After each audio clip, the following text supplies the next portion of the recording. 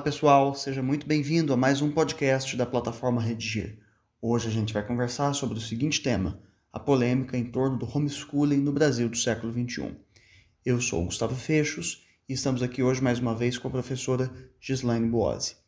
No primeiro bloco, a gente vai falar sobre o tema, sobre proposta de elaboração de tese, de antecipação de argumentos, de repertório sociocultural. Para que no segundo bloco a gente fale sobre proposta de intervenção social. E finalmente, no terceiro bloco, a gente vai falar sobre uma proposta de planejamento para essa redação.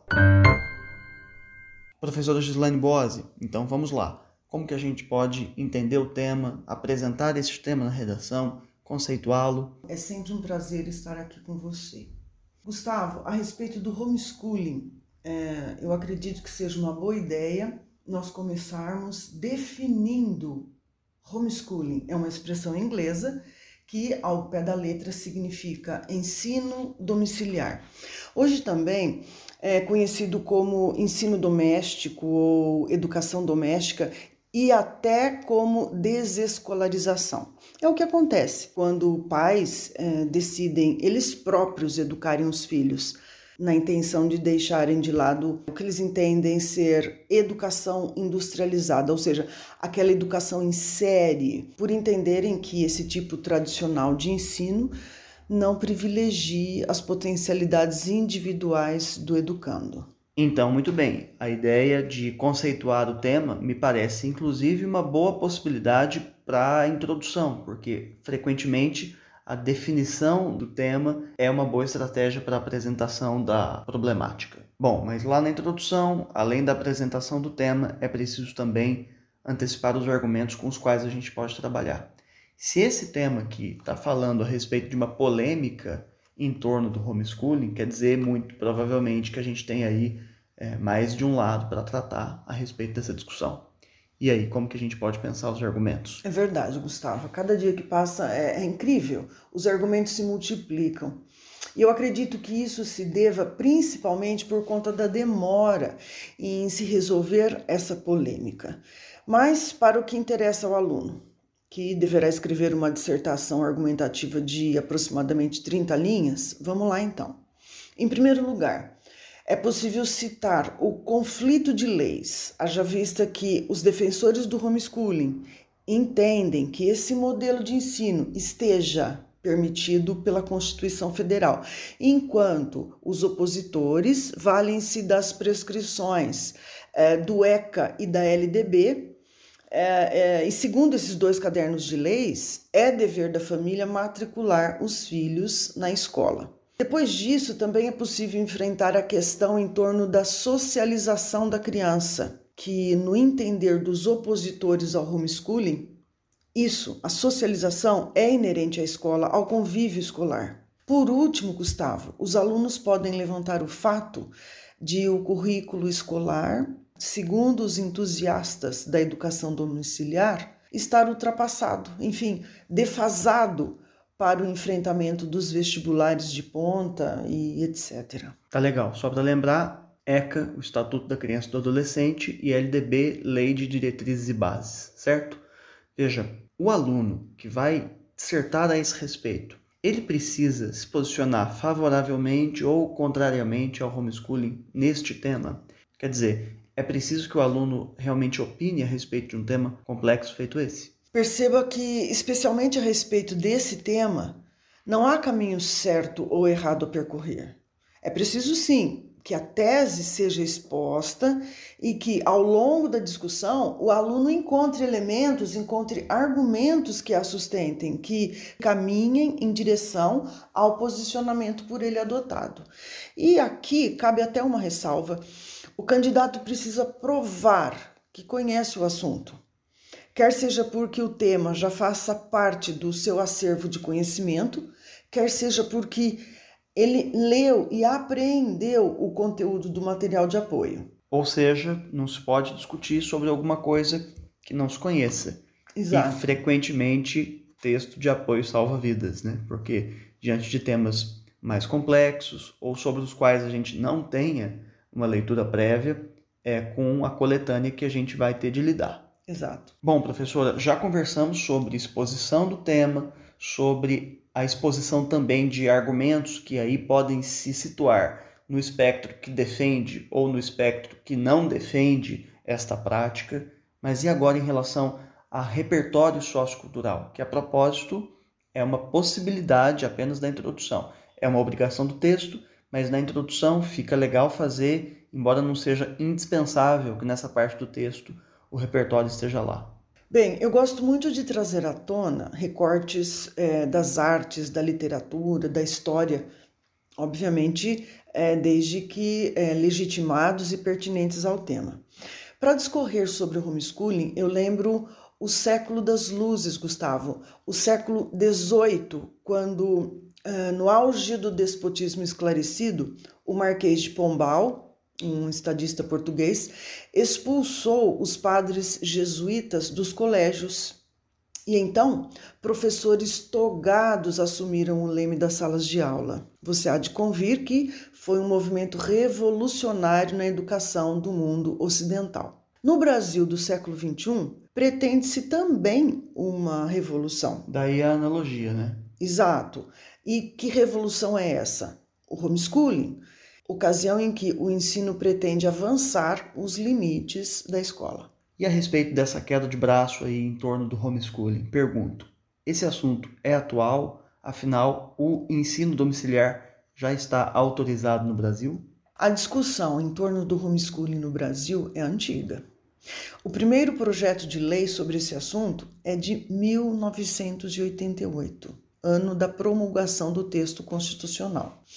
Em 2013, veja bem, 25 anos depois, uma família gaúcha ajuizou um mandado de segurança contra ato da secretária de Educação do município de Canela, no Rio Grande do Sul, que negou o pedido da família para que a criança fosse educada em casa. O mandado de segurança foi negado na primeira instância e no Tribunal de Justiça do Rio Grande do Sul.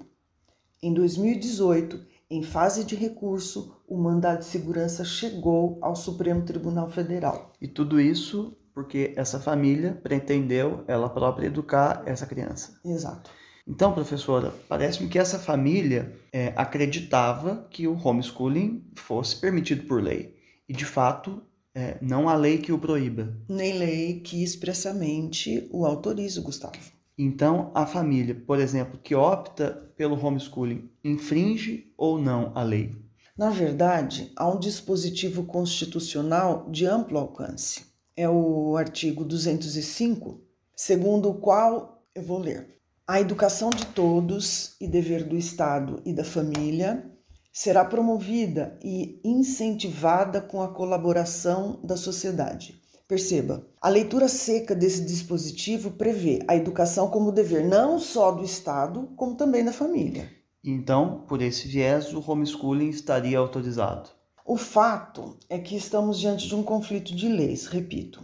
Veja bem, a leitura simplista do artigo 205 permite, ou pelo menos não proíbe, o ensino domiciliar. Mas há leis específicas sobre isso, quais sejam a LDB, como você bem lembrou, a Lei de Diretrizes e Bases da Educação Nacional, e o ECA, o Estatuto da Criança e do Adolescente. Ambos obrigam pais ou responsáveis a matricularem os filhos nas escolas. E aqui é importante dizer, esses últimos dispositivos são infraconstitucionais. E o que é infraconstitucional? Hierarquicamente falando, a Constituição Federal é a nossa lei maior. Quando surgem outras leis de âmbito estadual ou municipal, infraconstitucionais então. Quando surgem outras leis e, havendo conflito entre elas, prevalece o que estiver prescrito na Constituição Federal.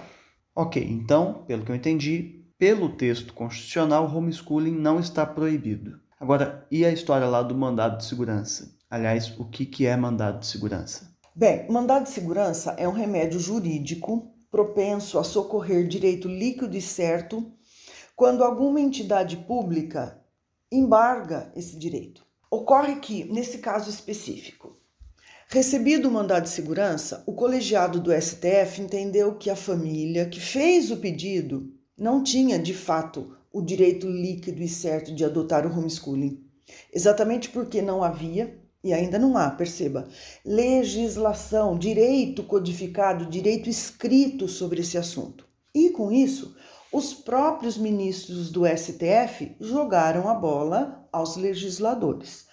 Até porque legisladores legislam, quer dizer, fazem leis, mas não julgam. E julgadores, como os ministros do STF, julgam casos a partir das leis, mas eles próprios não fazem leis.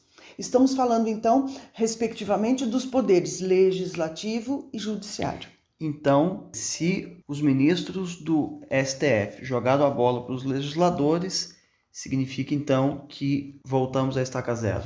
Infelizmente, é isso mesmo. Tá bem, aí você disse infelizmente, por que motivo? Você, por exemplo, e particularmente, é uma entusiasta do homeschooling, dessa modalidade? Sim, sou e explico por quê. Fiz um levantamento rápido agora há pouco e contei 15 projetos de lei sobre o tema. O primeiro deles, como eu disse a você, é de 1988.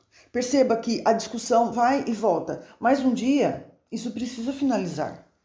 E por que não buscarmos o meio termo, o equilíbrio? Olha só, a ANED, Associação Nacional do Ensino Domiciliar, que defende os interesses das famílias que pretendem adotar esse modal de educação. A ANED em nenhum instante proclama o fechamento das escolas, não. As famílias querem ter reconhecido o direito de elas próprias conduzirem a educação e o ensino dos filhos. Estima-se que 7 mil famílias brasileiras já utilizem o homeschooling.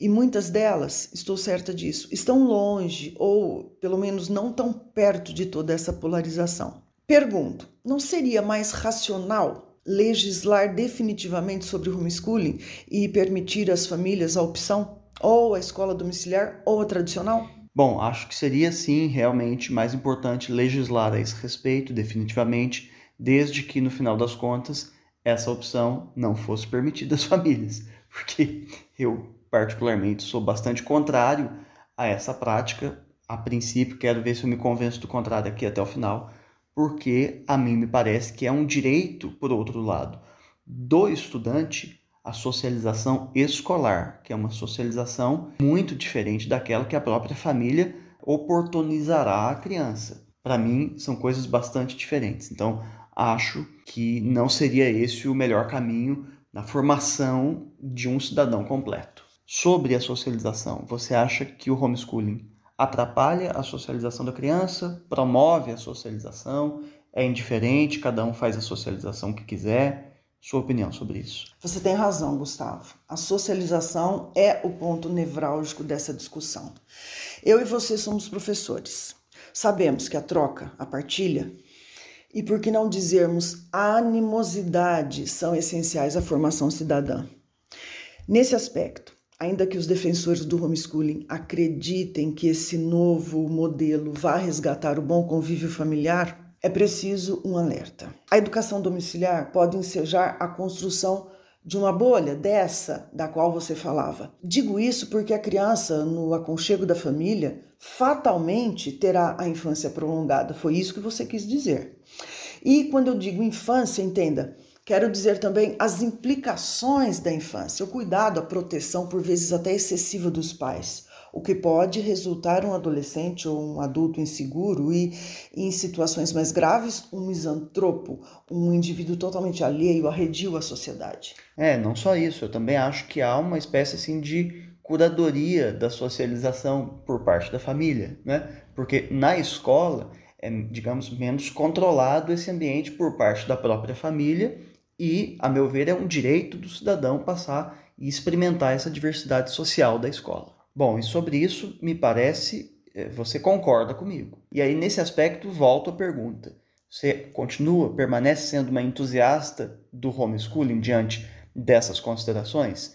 Ou você vai me dizer, por exemplo, que agora você é contra a desescolarização e vai defender a educação institucionalizada? Gustavo, desde o início eu disse que, em se tratando do homeschooling, não há certo nem errado. Então agora é a minha vez. E você, Gustavo, adotaria o homeschooling aos seus filhos? Não, bom, você já sabe minha opinião, eu não adotaria porque acho que a criança precisa aprender a conviver com os pares, precisa aprender a administrar conflitos.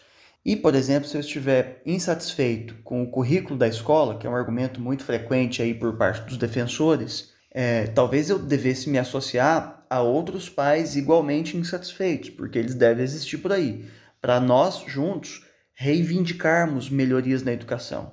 E aí, desse jeito, nós acabaremos por beneficiar a toda a comunidade escolar, a todos os alunos. Bom, eu tenho essa opinião porque eu acho que se eu, uma vez insatisfeito, tiro o meu filho da escola, eu, de certo modo, estou me acovardando e aceitando que os demais possam ficar na retaguarda. E aí eu estou resolvendo um problema de maneira muitíssimo individual. Gustavo, seria maravilhoso se a educação brasileira pudesse contar com pais altruístas como você, mas sua percepção não passa de uma utopia, Gustavo, não passa de um sonho. Pois é, mas a solução do homeschooling, por outro lado, é muito individual, menos coletiva e prefiro aí ganhar o título de utópico a de egoísta. O homeschooling, com ou sem legislação que o permita ou que o proíba, já é realidade entre nós. O ensino virtual, o ensino à distância e o homeschooling, ainda que sejam modelos diferentes de educação, tornaram-se essenciais durante a pandemia. Sem que as famílias estivessem preparadas, foram obrigadas a assistir a aulas, a fazer tarefas para as provas remotas. Sem dúvida, essa experiência serviu para desromantizarmos o homeschooling e para descobrirmos também que não é preciso vestir um jaleco nem uma capa de super-herói para ensinar. Bom, sem dúvida não é preciso vestir capa de super-herói coisa nenhuma, mas em compensação, me parece que não é correto a gente afirmar ou pressupor que o trabalho do professor possa ser substituído por qualquer outra pessoa que, por mais boas intenções que ela tenha, queira ocupar esta função. Afinal de contas, existe uma preparação pedagógica das licenciaturas que instrumentalizam esse profissional para atuar na área que atua. Então, eu também vejo, por outro lado, com preocupação, uma espécie de apropriação da docência por parte de familiares que definitivamente não necessariamente estão preparados para isso. Gustavo, vamos finalizar a nossa discussão sendo amigos, ok? Combinado. Em nenhum instante eu estou dispensando a atuação do professor. A sugestão do homeschooling é transcender as paredes da sala de aula, é levar o professor para casa, porque não existe pai, não existe mãe que juntos dominem a química, a física, a biologia, entendido? Ok, então encerramos esse primeiro bloco. Amigos, porém discordantes ainda, certo? Passando para o próximo bloco, pessoal, conversamos agora sobre proposta de intervenção social. Independentemente da nossa posição sobre o tema, porque fatalmente será necessário a gente se posicionar nessa redação, para os 200 pontos da quinta competência do Enem, a elaboração de uma boa proposta de intervenção social, na qual estejam presentes os elementos válidos dessa proposta: agente, ação, modo meio, efeito e detalhamento de pelo menos um desses elementos. Então, vamos lá. Professora, se eu for te perguntar a proposta de intervenção, provavelmente você será autora de uma proposta positiva em relação ao homeschooling, Sim, certo? Sim. Antes disso, Gustavo, vamos lembrar que ao longo da nossa discussão, lançamos, você e eu, argumentos contrários e favoráveis ao homeschooling. A tese apontada pelo aluno, logo no parágrafo introdutório, deverá dialogar com a proposta de intervenção. Obviamente, se ele se posicionou favoravelmente e trabalhou, ainda que não exclusivamente, mas mais enfaticamente, argumentos favoráveis ao homeschooling, é preciso que agora ele sugira medidas para regulamentá-lo. Contra a minha opinião. É o meu caso. Tudo bem. Vamos lá. O MEC, em parceria com os legisladores, deve enfrentar a questão para regulamentar o homeschooling, a fim de que as famílias que assim desejarem tenham a prerrogativa de aderirem a esse novo modal de educação. Isso deve ser feito por meio da regulamentação, que deverá contemplar, além do conteúdo mínimo obrigatório, exames periódicos a serem realizados em iguais condições para alunos do ensino tradicional e do homeschooling. A esses últimos deverá haver a ressalva de que a promoção para o ano seguinte dependerá do bom aproveitamento desses exames. Feito isso, a educação e o ensino, que são deveres do Estado e da família e direito de todos, estarão salvaguardados. Muito bem, espero que os nossos alunos, ouvindo essa proposta, se inspirem para fazer diferente disso, certo? Afinal de contas, você já sabe, a gente se posiciona em prateleiras diferentes aqui quando o tema é homeschooling, certo?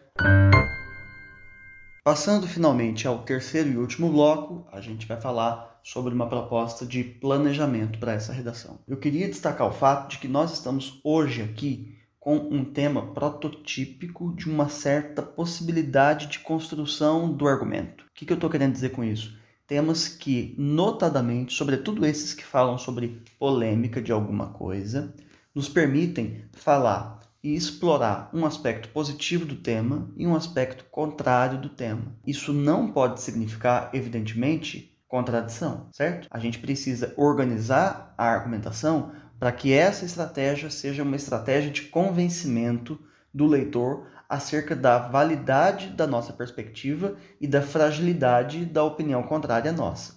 Então, as mesmas ideias com as quais a gente acabou de trabalhar aqui, que apontaram para aspectos favoráveis à adoção do homeschooling e, por outro lado, para aspectos contrários à adoção do homeschooling, notadamente essa perspectiva da socialização, essas ideias podem ser utilizadas a qualquer das nossas perspectivas. Quer dizer, se a gente for construir uma tese a favor do homeschooling, mexer com as ideias favoráveis e contrárias ao homeschooling, vai dar certo, é um bom caminho. Do mesmo modo, se a gente quiser condenar o homeschooling, dizer que não é um bom caminho, mexer com as ideias favoráveis e contrárias, qualificando-as, continua sendo um bom caminho.